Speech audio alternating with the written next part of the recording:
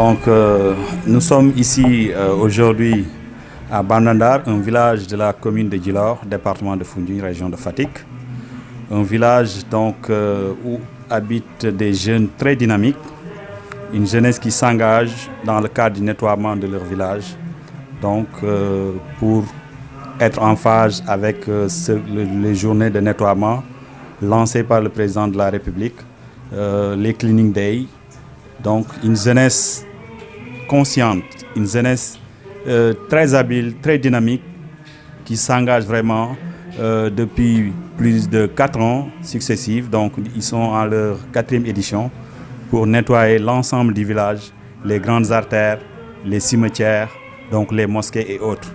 Et c'est une vraiment réjouissance de tout le village donc, et toute de la communauté d'une manière générale. Donc une jeunesse qui fait fierté, une jeunesse vraiment qui donne l'exemplarité dans tout le Sénégal d'une manière générale. Banandar est toujours un précurseur dans le développement de la localité, de la commune de Djilor. Et ces jeunes ne cessent de montrer vraiment la bonne voie, ne cessent de s'engager dans cette dynamique de développement qui montre, qui illustre aujourd'hui, encore une fois, ces journées du 29 et du 30 décembre 2021, donc des journées de Set Setal, toujours qui s'inscrit dans le cadre du nettoiement, de la propreté, donc offrir tout simplement un environnement sain pour permettre à la population de vivre dans des esprits sains et de corps sains. Les attentes du somme de cette demande à travers les sections que vous Oui, les attentes, c'est juste pour permettre à la population de pouvoir se mobiliser avec sécurité dans tout le village, puisque nous sortons de l'hivernage et malheureusement nous constatons tous qu'il y a des herbes qui poussent un peu partout. Donc c'est des situations qui menacent la sécurité de la population qui y habite. Et effectivement, le nettoiement s'inscrit dans cette dynamique de permettre à la population de leur offrir un cadre de vie viable et sûr surtout, donc de leur permettre vraiment de vivre dans un milieu très très très sain. Oui, nous avons toujours la réponse donc, des autorités qui ont toujours apprécié ces journées-là, notamment le maire de la commune, M. Lansana Sano. Et aujourd'hui également, nous attendons toujours le maire, encore le sous-préfet de l'arrondissement de Djilor. Et ils sont tous en phase avec la jeunesse de Banandar. Ils apprécient à juste valeur les activités qui s'y déroulent, donc l'engagement de la jeunesse de Banandar, leur dévouement et leur compétitivité au niveau vraiment d'un développement de la localité d'une manière assainie. nag di kontaan lool ci lii ndaxte yonent bi nee na alxaqul salim fi jismi salim xel mu ñor ci jëmm ju set rek la mën a nekk te ko xool islaam xam ne islaam léppam set la lu tax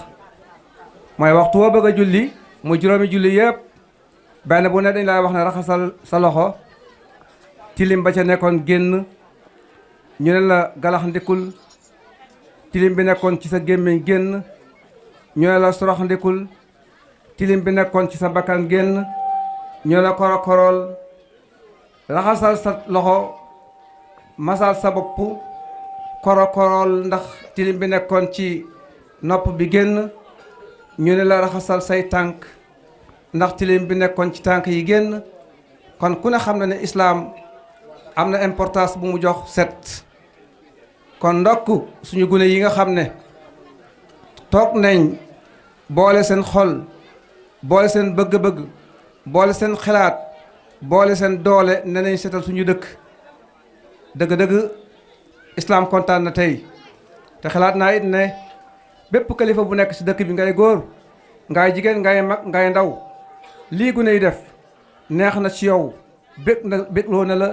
ndaxte xam nga ne am naa xale boo xam ne incha allahu taala su ma fi bàyyee ko mu tabax Bandandaar gu rëy gune yi jërë ngeen jëf dëgg-dëgg xelantikoon dëkk bu nekk am gune yu mel ni yéen ndaxte lii mooy bëgg sa dëkk lii mooy naw sa dëkk lii mooy tiitaroo sa dëkk ndax dëkk bii ngeen rek ngeen am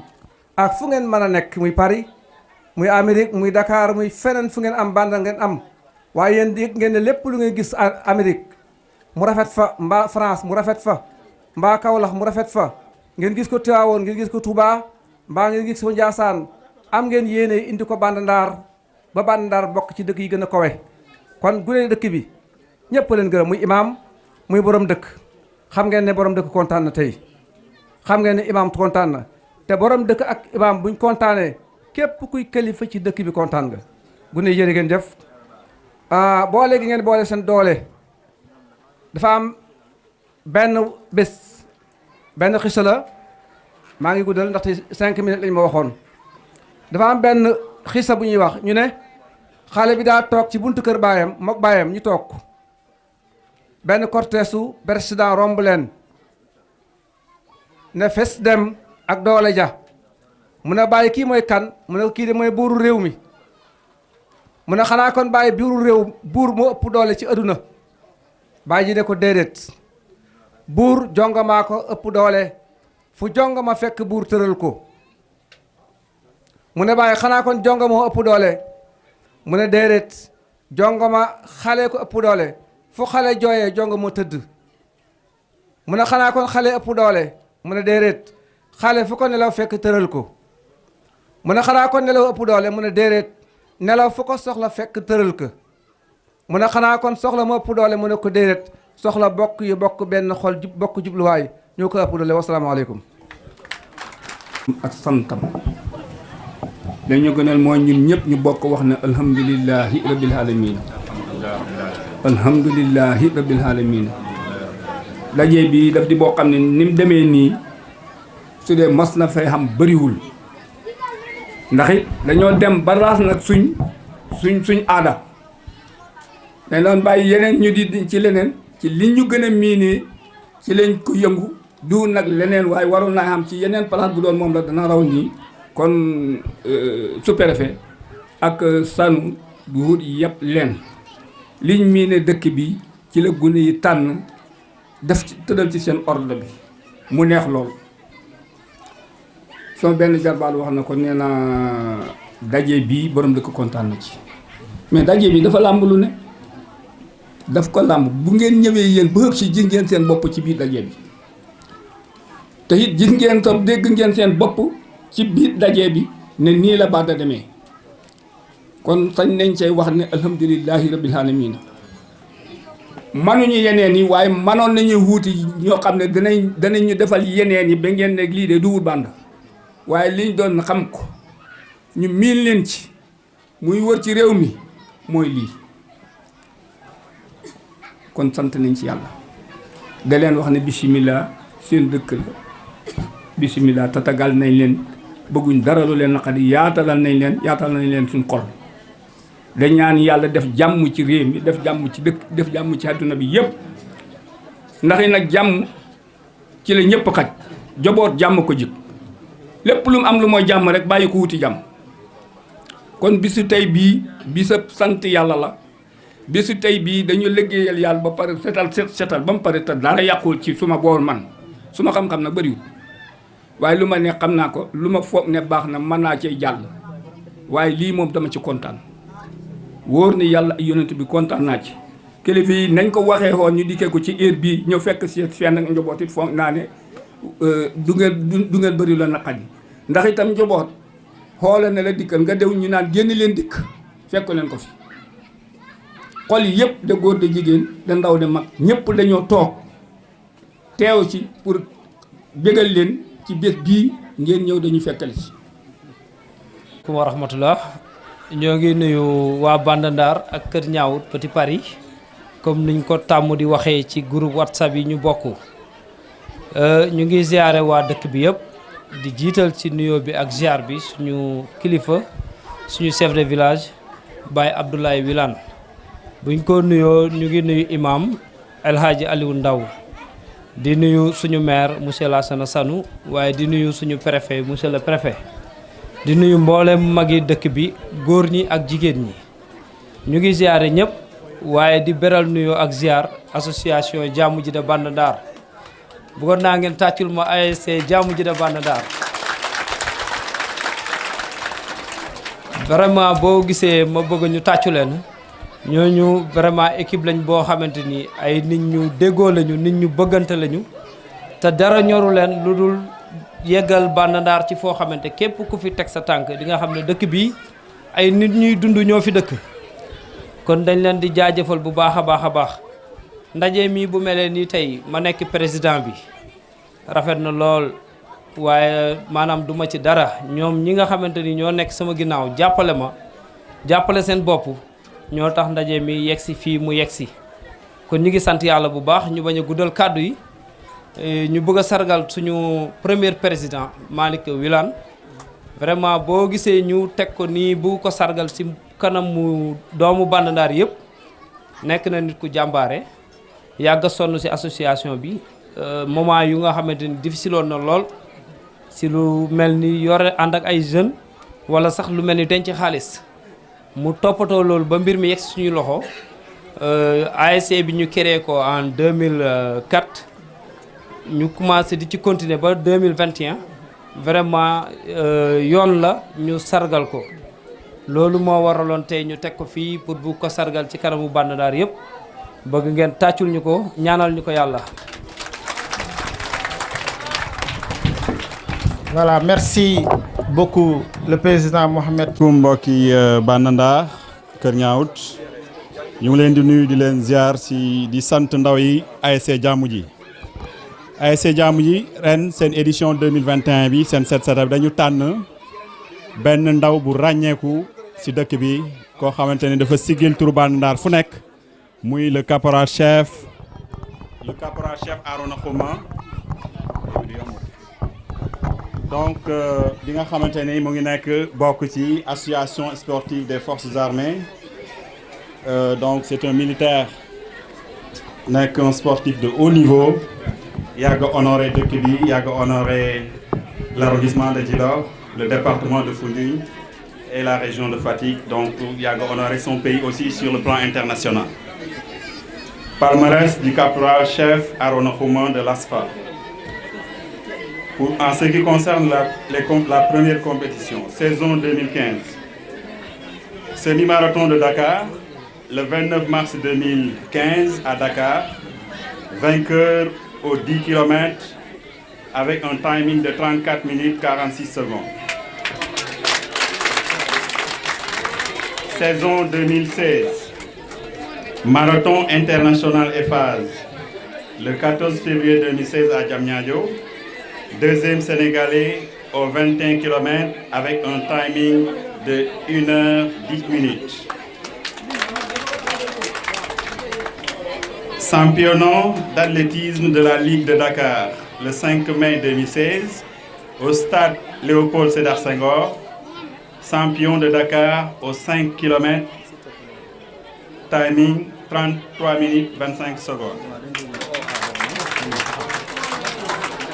Voilà, sans balaa ñuy avancer ñu awoo le caporal chef Arona Xuma mi ñu war a jox honneur yi mu ñëw accompagner ñu pour que la présentation soit d'une manière plus brève puisque nous avons un problème de temps. Arona Xuma, le caporal chef Arona Xuma est appelé sur le présidium. Donc on va continuer certainement. Le 5 juillet 2016 au stade Léopold Sédar Senghor. Champion du Sénégal aux 10 km avec un timing de 33 minutes 25 secondes. Marathon de la ville de Mbour, le 26 septembre 2016 à Mbour. Deuxième aux 21 km avec un timing de 1h15 minutes. Pour la saison de 2017, semi-marathon de Dakar, le 16 avril 2017 à Dakar. Vainqueur aux 21 km avec un timing de 1h12 minutes. Saison 2018. Marathon de la ville de Mbour, le 29 septembre 2018 à Mbour. Vainqueur aux 42 km avec un timing de 2h50 minutes. Marathon de Mbam, le 15 décembre 2018 à Mbam. Deuxième au 21 km avec un timing de 1h05. Saison 2019. Troisième édition semi-marathon de Niamey. C'est du 14 au 18 février 2019 à Niamey même, au Niger. Vainqueur au 21 km avec un timing d'1h08. Donc, il fait des prouesses à la fois dans le pays comme à l'étranger. Deuxième édition en saison de 2020.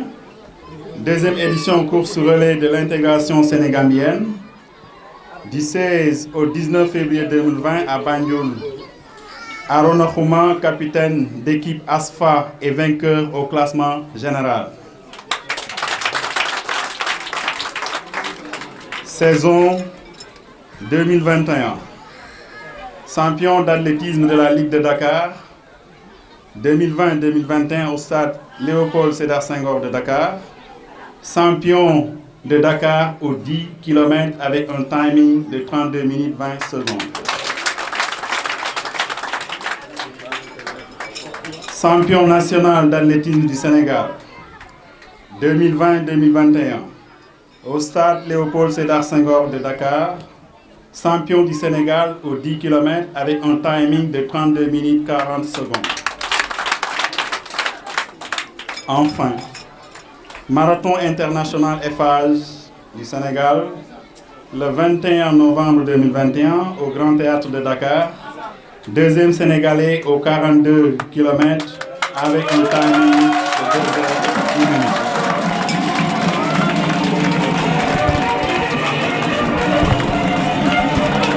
léegi dama bëgg comme préfet bi nga waxoon mu ñëw offrir jox ko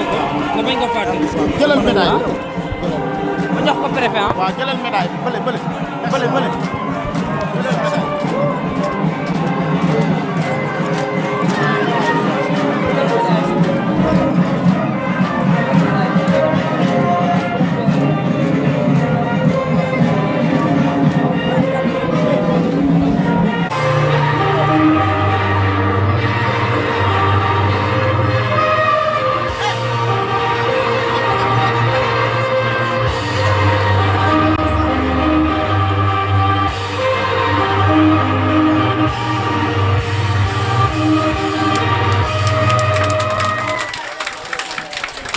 Merci.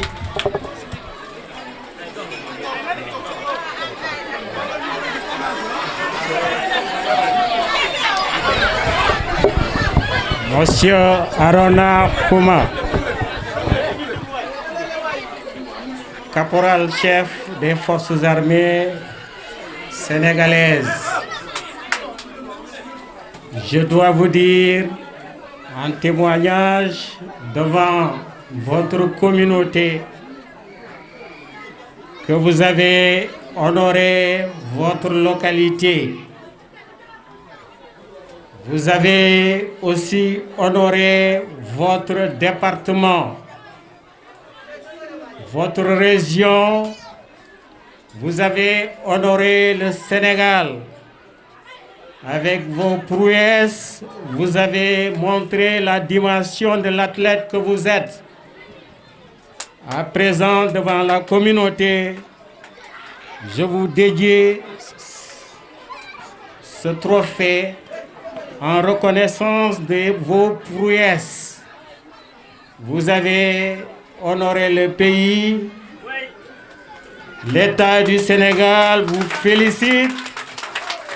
et vous demande de continuer dans cette lancée. Merci. Allez, merci. Salli ala Seydina Muhammad wa sallim. Mbokk waa Bandandar, mbokk waa Kër Ñaawut, maa ngi leen di nuyu ku ci nekk ci turam ak santam. Di jiital ci nuyoo bi sunu chef de village. Bu ma tuddee chef de village Bandandar ma boole waale ci chef de village bu Kër Ñaawut muy Alaaji Abdoulaye Wilane maa ngi lay nuyu bu baax di nuyu sunu imam waaye fi mu war a njëkkee mooy sous-préfet bi nga xam ne moo fi teewal administration territoriale teewel fi le président Macky Sall ñu ànd ak moom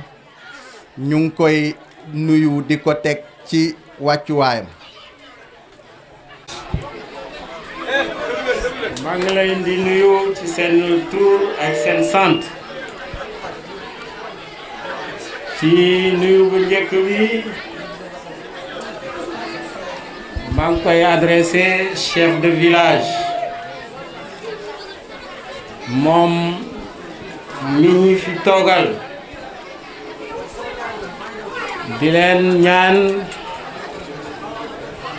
ngeen bàyyi xel ci sama wolof bi parce que leerul di leen ñaanaat ngeen may ma exprimer wu en français.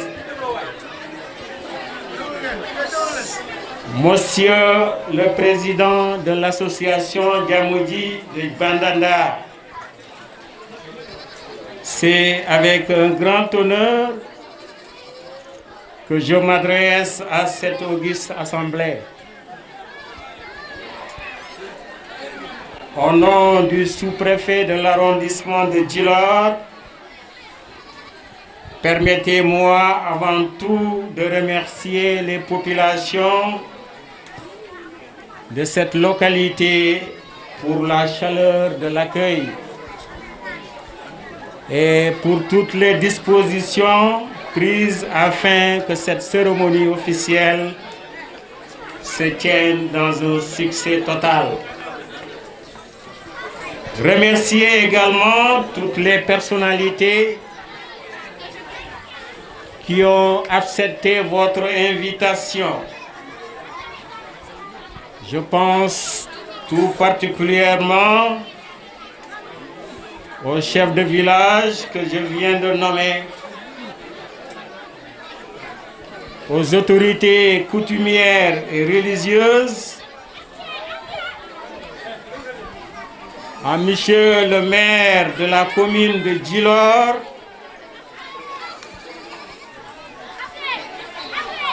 aux membres de l'association et aux différents invités.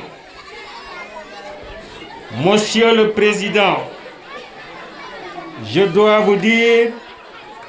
que nous avons été très honorés par ces signes d'estime qui montrent sans doute votre attachement à l'administration territoriale et à son implication aux grandes initiatives concernant la vie de votre association. Au nom de ma hiérarchie,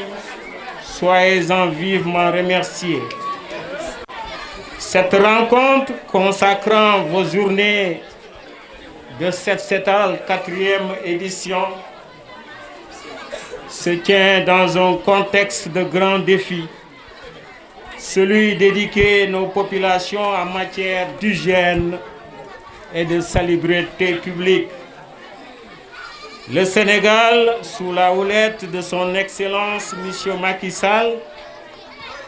président de la République du Sénégal, reste bien attaché à cette préoccupation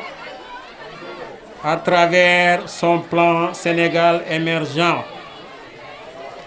Il a totalement montré sa volonté de lutter contre l'insalubrité et la mauvaise gestion des déchets sur toute l'étendue du territoire national. Mesdames et messieurs, membres de l'association et honorables invités, vous avez compris cette mouvance générale et vous avez incité les populations à lutter contre ces déchets qui gâchent la vie quotidienne de votre localité. Cet ambitieux programme que les populations de Bandandar renouvellent chaque année doit être soutenue. Monsieur le maire de la commune, nous sommes persuadés que vous mettrez en contribution votre police municipale pour garantir cette propreté, car nous devons tous y participer. Et vous l'avez montré par vos actes. La propreté doit rester la règle parce qu'elle constitue la première image qu'une localité offre à ses habitants et à ses visiteurs. Désormais, chacun de nous respectera ces règles de vie comme tout habitant de Bandadar continue de vivre dans un environnement agréable. Monsieur le maire de la commune, vos populations ont décidé de tourner le dos à l'incivisme. Vos populations ont décidé de tourner le dos à l'inconscience. Vos populations offrent désormais l'espoir d'un nouvel avenir, le droit de vivre dans un environnement sain. Monsieur le Président de l'association Djamoudji, cette cérémonie est aussi journée de reconnaissance à l'endroit des sieur Malik Yulan, ancien président de la dite association, du militaire caporal-chef Arona Kouma, champion du marathon organisé par les phases en 2021. Je m'arrête ici pour vous dire qu'une telle personnalité doit être plus honorée. Quand vous saisissez l'administration, d'un immense plaisir, vous devrez joindre les palmarès de ce monsieur pour que l'administration en tienne compte. C'est ici que nous avons eu connaissance des prouesses de M. Arona Kouma, alors qu'en réalité, il doit être mis dans nos agendas. Mesdames et messieurs, permettez-moi donc de féliciter l'ensemble des lauréats pour leur travail et leur mérite. Ils sont des modèles. Monsieur Kouma est un modèle. Et je le répète pour une troisième fois, un modèle pour les enfants de Bandandar. Un modèle pour l'arrondissement et un modèle pour le département, pour toute la région et pour toute la nation du Sénégal. Je les exhorte à promouvoir encore l'excellence en continuant de travailler avec acharnement et à hisser plus les valeurs de votre communauté. Monsieur le maire de la commune de Djilor, pour terminer mon intervention, soyez témoins des vifs remerciements de l'État du Sénégal pour les actions de haute portée citoyenne de l'association Djamoudji de Bandandar. Et je suis totalement persuadé qu'elle offrira sous votre magistère encore plus de perspectives de développement. Je vous remercie de votre très aimable attention. mbokki Bandandar ak mbokki Kër Ñaawul di nuyu mbokki gox Djilor yépp di sant ñi nga xamee ne ñoo fi teew di ay kilifa ñu jiital ci suñu borom dëkk ak suñu imam ak responsable yi nga xam ne développement moo leen tax a jóg ñu ñëw fii ñu ngi ci jiital ki nga xam ne mooy monsieur le sous-préfet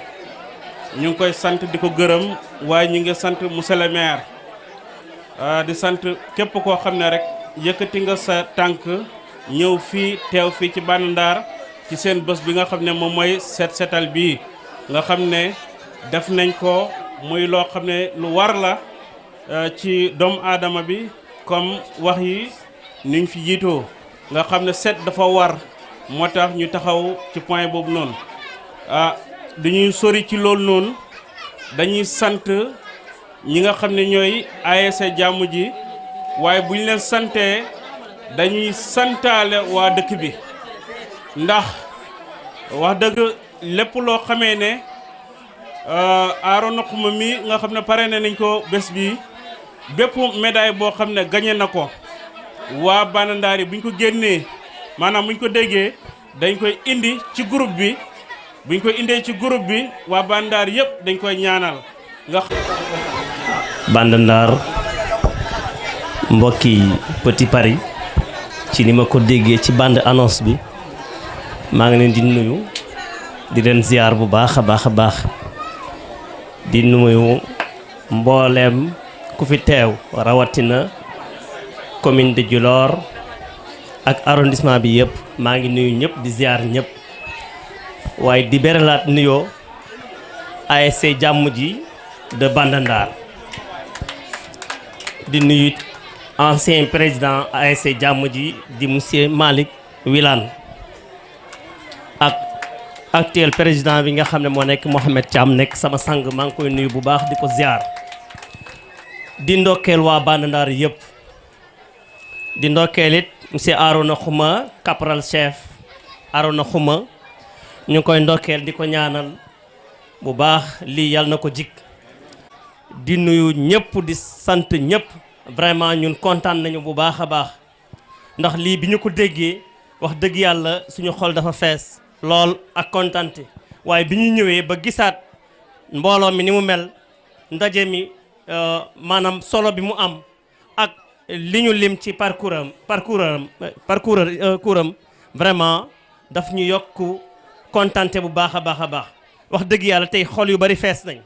jooy sax def nañu ko ndax kontaante kon li waa Bandandaar dañ leen di santaat du ma wax dañ leen di sant ndax yàgg na leen sant waaye dañ leen di santaat bu baax a baax a baax vraiment gis nañu ni nga xam ne moom ngeen téye Arona Xuma lii mënoon na ko def rek ngeen noppee ko waaye wax dëgg yàlla lii dafay wane seen cofeel ci moom te dafay wane seen bëgg seen dëkk ndax keroog bi nga xam ne nii mooy marathon bi ñu mujjee def nii keroog bi mu amee bi ma jotee ci vidéo bi dama de yegg sama école dama ko wane rek xoolal ñi fa nekkoon yëpp dëkk Djilor dañu ñëw paas ñu ko ma paas lañ ko keroog ñoom statut lañ ko def kon loolu wax dëgg yàlla yëkkati na turu Bandandaar waaye yëkkati na turu commune de Djilor yëkkati na turu département bi yëpp kon loolu ñu ngi ci sant di ci gërëm salaamaaleykum wa rahmatullahi wa barakaatu jërë ngeen jëf bismillahi rahmaani rahim maa ngi nuyu mbooloo mi nuyoo bi maa ngi ciy jiital borom dëkk ak imam mbooloom dëkk bi yëpp maa ngi leen di nuyu suñu xol sedd na waaye nag ñu ngi doolee sant yàlla ci lii ndaxte Arona lii jomb ko Arona borom yar la Arona ko am kilifa la lii mu nekk tey di armée ba ko xelam xalaatee pour mu dugg ci ñun ñoo bàkku bàyyi suñu papa nekk fii man maay seen bopp ndax maa woo téléphone boobu woon maa ngi Bissau mu ne man Naziru ma ne naam mu ne man de dama la doon laaj ndigal su fekkee ne d'accord nga dama bëgg a def décrétement militaire ma ne ko alhamdulilah rabbil alamin dama xool sedd na demal bu soobee yàlla na la ci may ndam kon nag bu ñu demee ba mu toll fii ñaareel ba tegu ci mu defaat beneen mbir parce que ñun suñ papa képp ku ko xam ku xam Abdoulaye Xuma xam ne Bandandaar ñoroon na ko lu mu xam andi Bandandaar loolu la bëggoon kii nag xam na bañ ko laajee maa ngi koy seetaan ci télé yi la mu wax Bandandaar laa dëkk du moom kenn rek moo gañ ñu ne ko Bandandaar fan la mu ne arrondissement Djilor département Foundiougne région Fatick ñu joye ko foofu tey Sénégal fii ñaata arrondissement moo fi nekk arrondissement ci Sénégal yëpp tey dégg nañ turu Bandandaar dégg nañ turu Djilor kon man dinaa doole sant yàlla bu baax a baax a baax a baax di gërëm itam ay kilifaam ci armée bi li ko dalee ci kim topp moom ba ca ministre bi ñoom ñëpp maa ngi leen di gërëm parce que xam na loo bu ko mënee ci armée kilifa yam fa fekk ñoom ñoo ko may ndigal la ko dalee ci moom ci kilifa gam topp ba ta ministre force armée maa ngi leen di gërëm di leen sant di gërëm maire di gërëm sous-préfet di gërëm préfet di gërëm gouverneur de la région de Fatick ñun mbokki Arouna yi ñu ngi leen di gërëm bëgguma ci xool wax nag waaye sama xol dafa sedd parce que dama joxe ndigal ci benn mbir mu dem ba xam avancement kon man dinaa doole sant yàlla man loolu moo tax ma sant yàlla ndaxte sama doomu baay la bu ma ko ci dugaloon mu dugg ci xamul lu ko neex dinaa rus waaye alhamdulilahi rabbil alamin alhamdulilahi rabbil alamin léegi nag li ma waxoon ne naa ko joxe muy man Nazir mu tragalee ma ko pour ma joxe ko gannaaw bu loolu yëpp passé suñ papa yi dañ fi neexoon dem nañ waaye suñu rakkam yi ñu ngi fi rakki suñ papa mu ngi fi su fi teewee man defuma dindiwuma moom mooy def mooy dindi papa yëf yaa ngi noonu asalaamaaleykum wa rahmatullah jërëjëf jërëjëf mbokk dëkk bi ñoo ngi leen di nuyu yéen ñëpp di leen ziyaar bu baax di nuyu sunu kilifa yi nga xam ne ñoo fi nekk ci wàllu diine ak sunu kilifa ci wàllu aada ñoo ngi nuyu ñëpp di leen ziyaar bu baax bëgg a jàllale ay kàddu yoo xam ne xëy na dina lott pour ñu jàllale ko ndax li gën a doy waar mooy yónni la ba pare nekk ci jotaay ba waaye kàddu cant la ak kàddu ngërëm balaa ñu koy jàllale nag danañu santaat suñu bopp nan la ñu santee suñu bopp mooy danañu sant xale dëkk bi ndax bu ñu demee ba lii am xale yi la te xale yu jub ci dëkk jar nañu ñaanal ndax ëllëg ñooy mujjee dëkk bi kon ñu ngi sant dëkk bi yëpp Bandandaar Kër Ñaawut Petit Paris comme ni ñu ko waxee ñoo ngi sant ñëpp di jàllale it kàddu yoo xam ne daa jógee ci sunu mag Malick Wilane bi nga xam ne moo njëkk a nekk président ASC Jàmmoo ji de Bandandaar yóbbante nañu ay kàddu ak cant ak ngërëm waaye famille bi yëpp ànd ak dëkk bi yëpp ndax ni ko waa ji waxee Mohamed Thiam bi nga xamante ni sos nañu ASC bi 2004 yaakaar naa ñi njëkkoon ci biir motuñ fukki nit booba nag la ñu commencé woon ne Malick Wilane xool nañu sa jikko mu doy ñu sa oyof doy nañu jël nañ mbir mi taf ko ci sa kanam daa fekk ne nag mbooloo bu ñu àndee kenn dina ko jiite ñu jël Malick Wilane teg ko ci sunu kanam mosu ñuy gis ci moom li ñu naxari mosu ñuy dégg ci moom lu ñu naxari ñu dem ba mu yàgg ñu daal di continuer di joxe ba mu yegsi ci Mohamed Thiam mi Malick Wilane moomu nag ak ay mbokkam yëpp ànd nañ di sant ASC Bandandaar waaye di sant Bandandaar yëpp waaye di sant it Petit Paris cant goo xam ne nag am na commencement waaye amul fu mu yem te it lépp loo xam ne ci xol la nekk di sedd lu ci làmmeñ génnee rek daa mel ni doy na ndax ca nga gis ni ñu toogee fii ak heure bi sa xol dina sedd képp ku ñu gane si tamit sa xol dina sedd ci doomu dëkk bi kon nag ñun duñ def lu dul rek di sargalaat di nuyu waat suñuy doomi dëkk suñuy magi dëkk di nuyu góor ñi di nuyu jigéen ñi suñu yaay yi ñu ngi leen di ñaanal yàlla jàmm di leen ziare bu baax di nuyu encore une fois tamit autorité politique yi nga xamante ni ñëw nañ ci bés bi monsieur Abdoulaye Diop ñu ngi koy nuyu bu baax a baax moom it gis nañ taxawaayam démb wane na boppam jàppale ñu ci matériel ak ndox ñu ngi koy nuyu di ko ziare bu baax di ko ñaanal li mu bëgg yàlla na ko yàlla may. voilà merci beaucoup candidat à la mairie de Djilor kon ñu ngi koy ñaanal yàlla ci li mu bëgg noonu moom it yàlla na ko yàlla may. vraiment li ñuy wax borom kër daal day tëddee njaaxaanaay monsieur le maire léegi la fi jóge kon ñu ngi leen di ñaanal ñoom ñëpp di leen ziare lépp lu yàlla namm ci ñoom yal na leen ko yàlla defaral. encore une fois ASC jàmm ji ba tey parewaat pour sargal suñu ndaw di doomu dëkk bi di ki nga xamante ni Arona Xuma ñëpp xam nañ ko nekk athlète national international yàgg a jël ay médailles partout te nekkul complexe ci biti toog na ci plateau comme ni ko Cheikh Mouhamed Nazir waxee sànq su nekkoon ñeneen la dina complexe di wax ne man maa ngi dëkk Bandandaar village la am na ñoo xamante ni bu ñu melee noonu toog ci télé dañu xool dëkk bu gën a jege seen dëkk ñu ne foofu lañ dëkk wala ñu nuyu waa dëkk boobu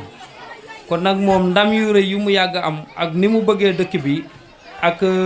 volontaire am ASC Jaamu ji ne tey dinañ jël ci seen bés yi tuddee ko sargal ko kon pour wax ji bañ a gudd rek ñu ngi woo waa ASC bi ñoom it ñu ñëwaat ñu sargal Seydi Arona Xuma jërë ngeen jëf. ñun ñëpp xam ne imaam ko oyof la dëgg-dëgg man jàpp naa ne Bandar dëkk yëpp leen ñee ci imaam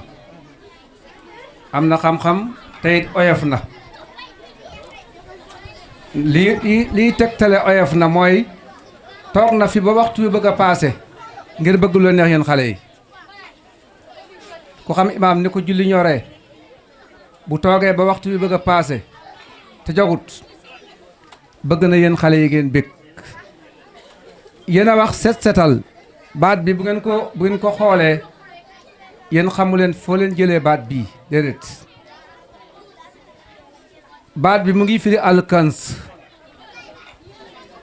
baatu këns boo ko xadadee mooy boo ko limee daay nekk juróom-ñaar fukk ak ñaar nekk 77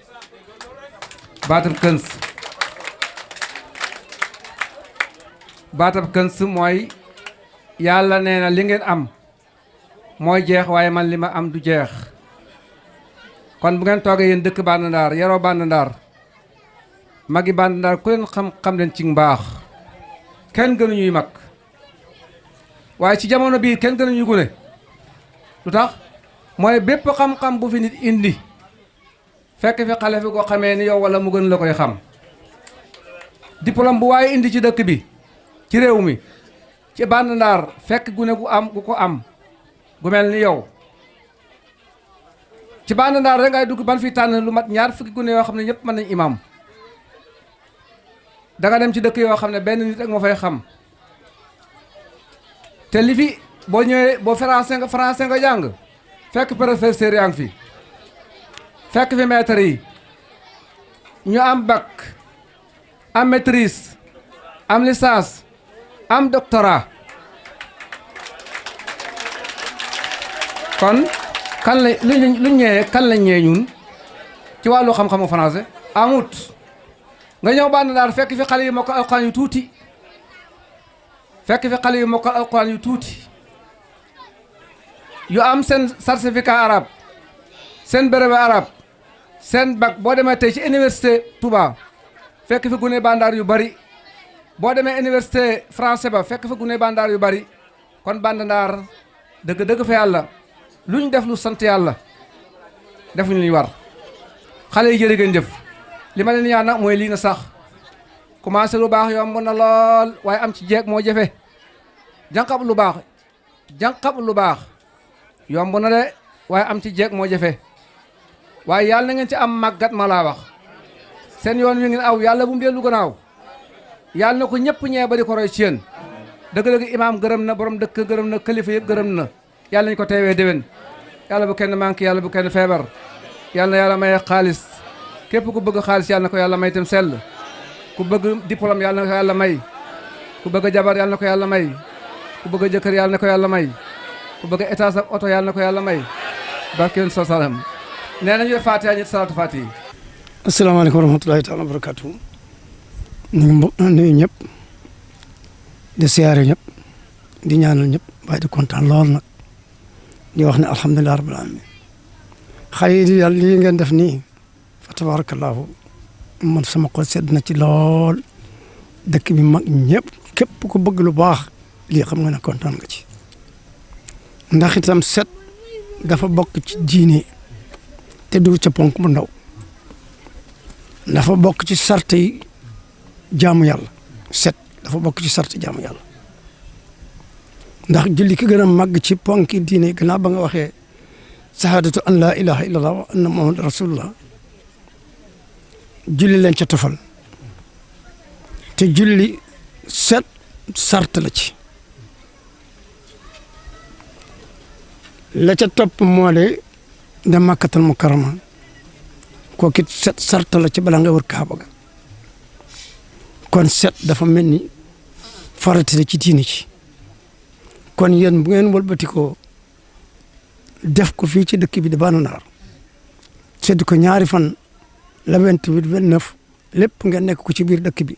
fépp fu ñax nekk fu bant nekk lu gaañ fu mu nekk ngeen dindi ko ba mu set ba kenn ku nekk fi mu ne nii booy dox bu la neexee sax bul sol dàll ngeen dindi fi yooyu nga xam ne ñooy watatu ci guddi yooyu yëpp kenn yooyu benn amuti place fii te mooy yu bon yooyu mooy rab yooyu da dox guddi ndax ñoom ci place yu salte yi rek fa la ñuy dugg kon su fekkee ngeen fexee ba dindi place yu salte yooyu ba mu rafet lool kon men ngeen ni dàq ngeen lépp li lor ci biir dëkk bi biir dëkk bi képp ku fi dikk da nga naw waa dëkk bi te yéen xale yéen a tax képp ku fi taxaw da nga sawar xam ne xale yi nekk nañ benn takkutoo nañ bëgg nañ lu baax ñi nga toppatoo seen dëkk waaye ñi nga topp seen diine ba tax na daal ñun ñëpp ñoo kontaan mag ñun ñëpp kontaan góor ak jigéen ñëpp a kontaan te it ki nga xam ne mooy borom réew mi de président Macky Sall kenn ku ne gis na ne loolu bay na ci waaram bu baax santaan naa ko te sol na ay bot sax ñun ñëpp ñu da ko gis mu ngëp ay rato ngëp ay bale nit ñu topp ci kawam te mooy président réew mi da ko def xoote ko kon yéen xale yi wax dëgg yàlla su ngeen dégg ndigal loolu te sax doo leen ci fekk sax boole koog dégg ndigal loolu mu joxe kon wax dëgg mat ngeen a sant mat ngeen a gërëm mag ñi kontaan nañ lool wax dëgg yàlla kontaan nañ gërëm nañ siggin ngeen mag ñi waaye siggin ngeen diine waaye siggin ngeen arrondissement bi siggin ngeen département bi waaye siggin ngeen Sénégal yëpp ñu ngi leen a sant di leen gërëm di leen ñaanal yàlla yàlla ngeen gudd fan yàlla ngeen yokk ba yëg ne yokku ngeen yàlla ngeen yokk ba yëg ne yokku ngeen ni ngeen seetale dëkk bi yàlla seetale ko seeni xol waaye yàlla nag yàlla yaatale seen warsak lool nag tabarakallah ansanu xaaliqin ñëpp a kontaan fa tabarakallah ñëpp a kontaan asalaamaaleykum wa rahmatullah yal na yàlla fay leen. waaw ni ma ko gisee de sama xol sedd na rafet na gune yi def nañ lu baax ndax ñun ay mag lañ mënal suñuy liggéey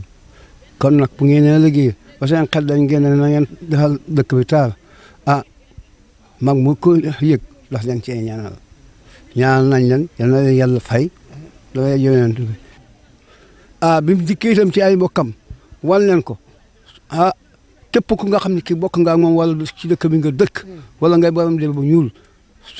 kontaan nga ndax fii ba bitim réew jëlee na fa ay médailles di indi sant nañ ko gërëm ko tegal naa ci itam bi mu fi ne naa ko jabar ji ñun famille Amana di sant nañ la gërëm la yàlla bu la cat jiitu médaille bi Arona am yéen na ko jig la jig say doom